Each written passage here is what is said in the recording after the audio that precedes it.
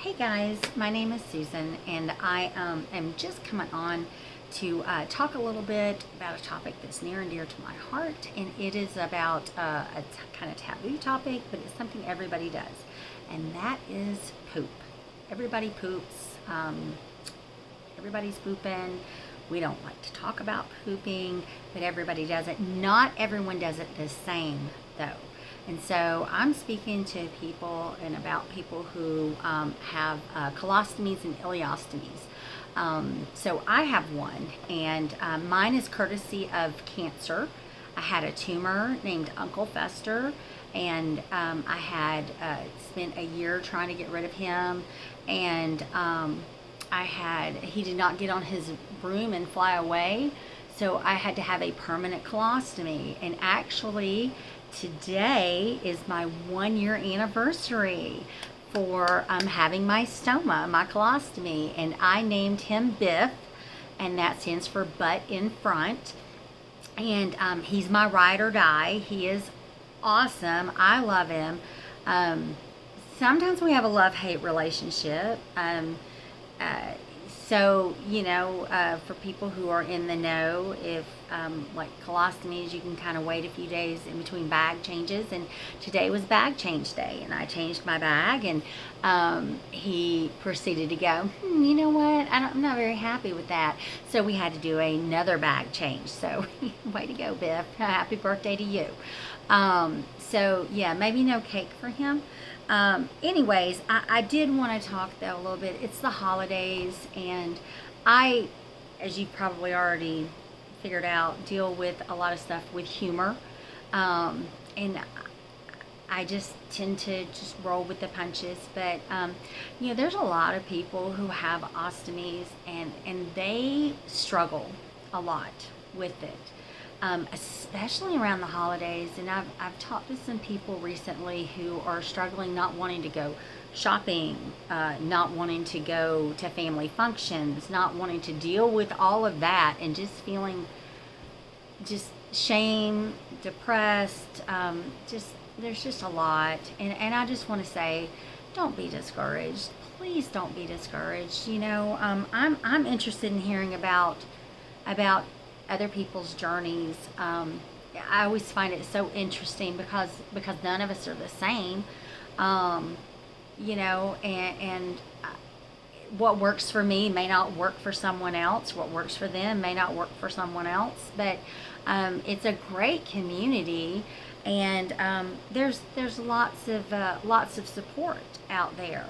And for me, I just, like I said, I tend to just face it head on. But even I, with my kind of Jesus isn't finished with me yet, y'all, I can sometimes be confrontational about stuff if someone says something that's not exactly PC, or like they're just kind of trying to shush me, or oh, we don't want to hear, I'm not telling them in detail about anything. I'm just like, oh, I got to get home because I got to deal with Biff or something like that. I mean, I've had actual family members try to kind of shut me down, or just be like, shh, well, no, we're not going to do that.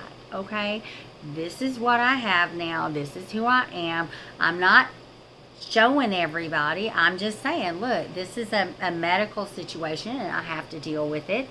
It's not a big deal. I'm not, going into details about it, but there's a lot that goes into it, and I can see where some people could be, feel discouraged and shamed, and I could see where it would be hard at the holidays to want to go out shopping and things like that. I know some people, they don't carry any supplies with them or anything. I have a big bag. I don't have it right here with me, but I have like a big bag that's, one of those funny sayings on it and everything. And I carry, in my bigger bag, I have like my purse, and I have like a little colostomy supply bag, and I have a change of clothes in my car in case I have an incident or anything. I really hate to say, it hasn't happened yet, knock on wood. Oh, I totally just jinxed myself. But for the most part, I've got a pretty good a pretty good thing going on here, but not everybody does. But that's okay. That's why we can talk about it, and we can try to figure out, hey, have you tried this? Have you tried that? There's lots of funny things that happen to people with cancer and colostomies and all sorts of stuff. So you don't have to have cancer to get a colostomy either. You could have one because you have colitis or Crohn's or diverticulitis. There are people who have temporary ones and people who have permanent ones. And, it's just, sorry, I did not plan to do this today either, if you can tell. I'm wearing my I can poop, #I can poop in public shirt. I mean, I literally put it out there, y'all. I'm not even playing. I am so embrace this lifestyle, and this is who I am, and was the plan for me, and this, as far as I'm concerned, this is the Lord's plan for me. And yeah, I'm making it look good, I mean, people, some people who tell me that they're really ashamed, they're worried that they're going to pass gas in an elevator or something. Listen, that is when your stoma is like, I'm going to sing the song of my people. It's when you are on a crowded elevator with it's quiet. It's gonna happen at some point, okay? It's gonna happen. I mean, I can't wait. It hadn't happened to me, but, I have had him sing at different times, and I just am like, here you go. But for the most part, you kind of have an idea that something may be coming. You can put your hand over him and muffle him. It's not a reason to stop living your life. It's not a reason not to go out. It's not a reason to not go to the movies and not go, just live your life. I mean, there's so much life to be had. And isn't it amazing that the medical world has just, that all of this stuff is available to us. I mean, they were doing colostomies way back. But now we have all sorts of cool things that can help us enhance our lives and make them even better. And I just think it's a very exciting time. And also, we're great on road trips, I mean, I drink a ton of water, so I still have to stop and go potty, because I drink like 3 of these a day, which that's a lot of water. I drink like 96 ounces of water a day, plus my coffee in the morning. So I drink a lot, but I'm still, if you're going on a road trip and you need someone to go with you, I'm your gal, okay? Just give me a shout. I'm ready to go, because I can make my potty trips really, really fast. So yeah, but I did just want to leave you with this, and hopefully we can talk again.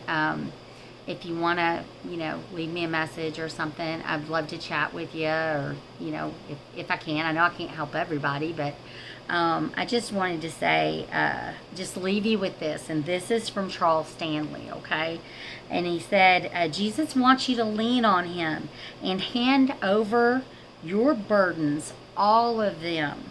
When you do, you'll experience a lightness of spirit that knows no bounds.